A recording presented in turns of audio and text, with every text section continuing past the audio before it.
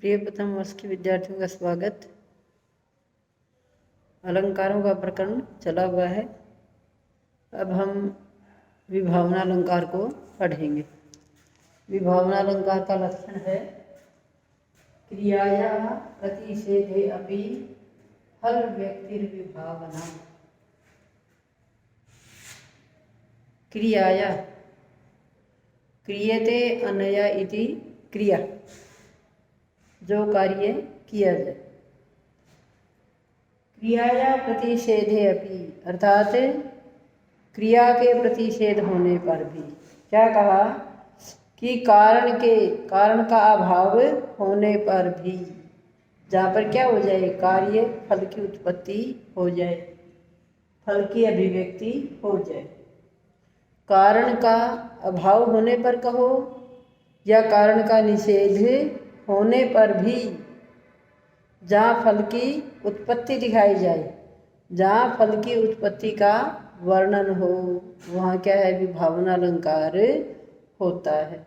अर्थात हेतु रूप क्रिया अर्थात कारण का निषेध होने पर भी, कारण का अभाव होने पर भी फल की उत्पत्ति होना ही क्या कहलाता है, विभावना अलंकार कहलाता है।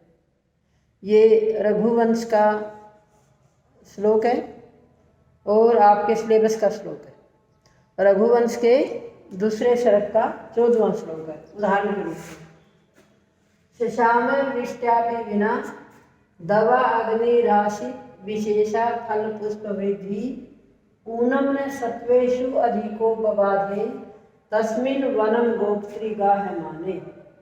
तस्मिन् वनम, उस वन में, क्योंकि रघुवंश में राजा दिलीप के द्वारा की गई गौ सेवा का वर्णन है।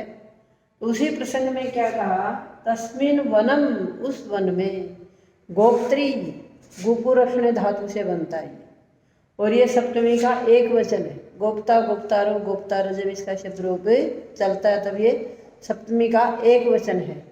तो तस्मिन् वनम, उस वन में, गोप्त्री गाय माने, सबके रक्षक, उस राजा दिलीप के गाय माने प्रवेश करने पर, सबके रक्षक राजा दिलीप का उस वन में प्रवेश करने पर क्या हुआ, शशामय, शांत हो गई।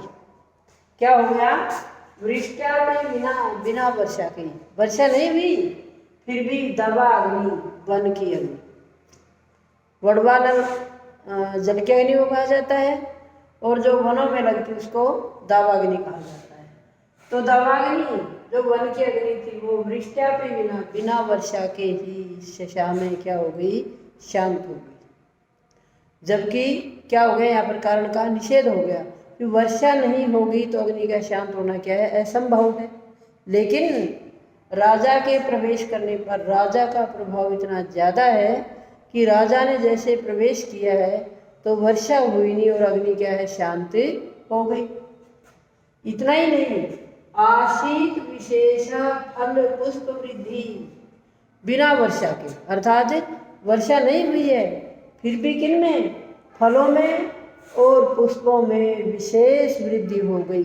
जबकि कम बारिश से कुछ तो फल और पुष्पों में बढ़ोतरी होती है, कुछ तो लग सकते हैं, लेकिन जितना इस श्लोक में बताया कि फल और पुष्पों में अत्यधिक अर्थात विशेष वृद्धि हो गई, किसका प्रभाव था, वो राजा दिलीप का। अर्थात महान व्यक्ति जहाँ प्रवेश करते हैं वहाँ उनका प्रभाव ऐसा होता है कि कुछ चीज़ें क्या है, अपने आप ही स्वतः ही होने लग जाती हैं। ऊनम न सत्वेषु, यहाँ पर यण संधि है, यहाँ पर क्या है, यण संधि है।